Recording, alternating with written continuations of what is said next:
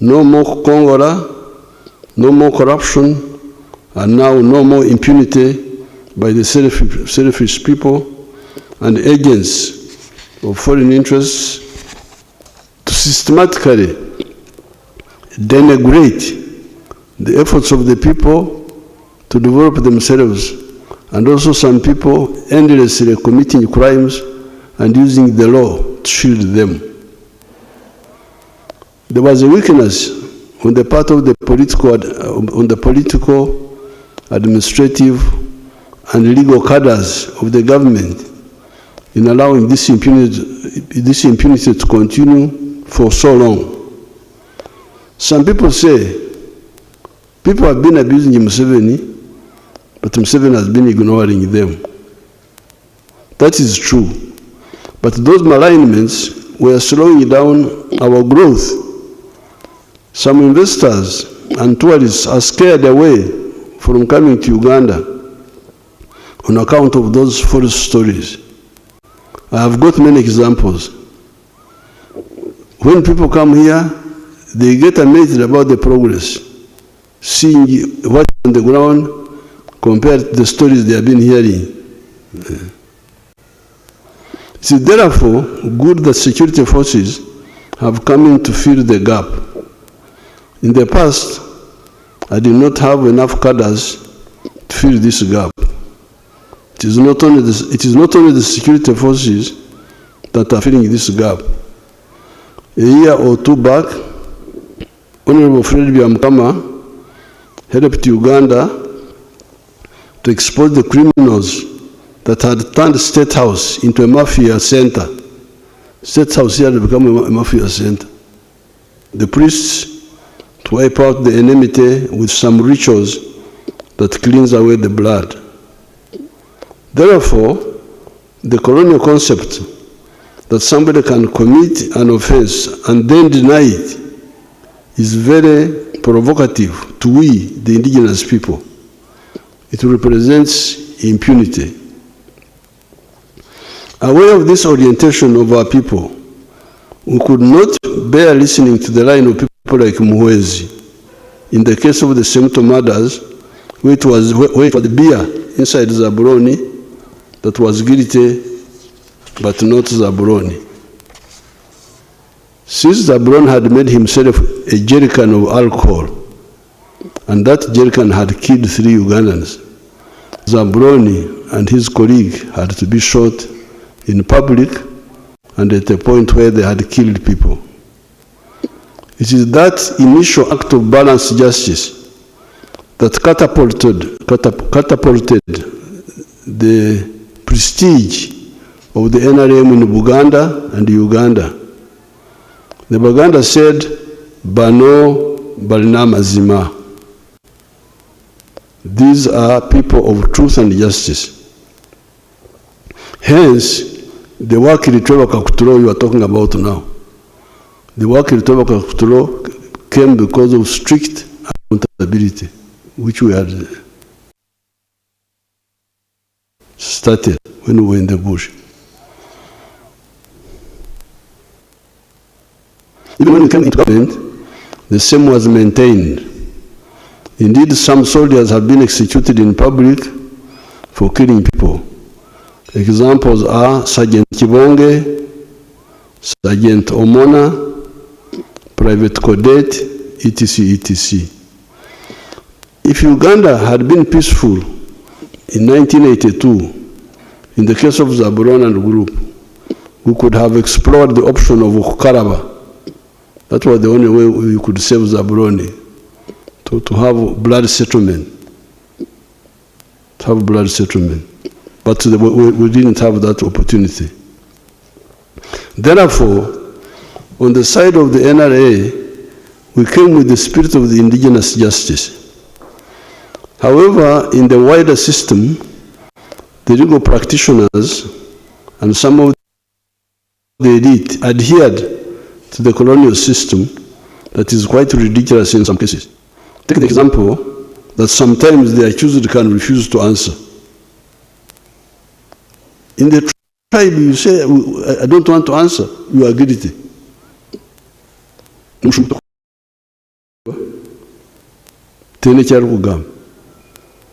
This is the way we think. Then there is the issue of granting bail, even when the accused can interfere with the case. Apart from the disconnected colonial system, you also get actual abusers of that system because they are dishonest. Even with the colonial law, bail is apparently only given when the accused cannot interfere with the case. However, you have seen rampant cases of policemen giving bonds or magistrates giving bail to village thieves that are threatening rural agriculture.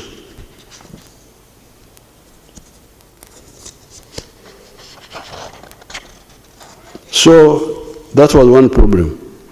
Then there was the death of many of our original NRA commanders, by many dying from the natural causes. The regiments that brought victory on the 26th of January 1986 were the following: 1st Battalion, 3rd Battalion, 5th Battalion, 7th Battalion, 9th Battalion, 11th Battalion, 13th Battalion, 15th Battalion, 17th Battalion, 19th Battalion, 21st Battalion. These were 11 regiments, although they were being called battalions. 19th Battalion, for instance, had 1,900 soldiers, yet our battalion that time would have been about 750 personnel. However, 7 of these regiments had their commanders dead in the early years after 1986. Instead of having the original NRA Basosodoti commanders, because the commanders of the NRA were Basosodoti of the movement, believe in the ideology of the NRM. Instead of having the original Basosodoti commanders, we started having either careerist commanders, Nkola Mulimu,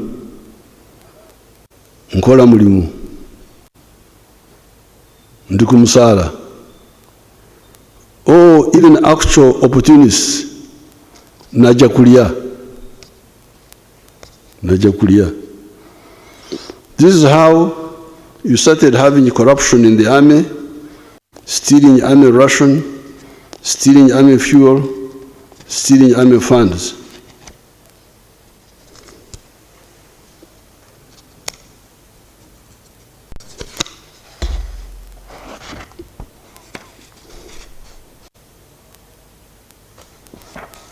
In the wider society, however, the prestige of the NRM on account of working Wakiri Kakuturo, as well as repairing the ruined economy, goods in the shops being plentiful, some of the infrastructure being repaired, the prestige of the NRA grew.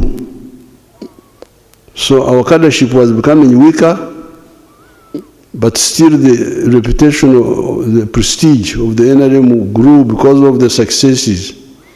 Yeah. But the Basosodoti were not enough. The NRM therefore attracted big membership, standing at 18 million by May 2025 last year when we checked the registers. However, gaps in observing human rights, in fighting corruption and fighting crime, mainly on the part of the political class, the bureaucracy, and the judiciary remained. So you had success, economy was growing, goods were plentiful in the shops. Wakiri Kakuturo Yariwo was there, but there were gaps. There were gaps because of the diluted cadreship. This meant that there was peace and the economy was growing, but it would have grown even more if we did not have those gaps. I noticed that danger, and for the NRA UPDF, I encouraged young Muhozi, after he had finished S6, to mobilize some of his colleagues and come to Kasenyi training wing for ideological and military training.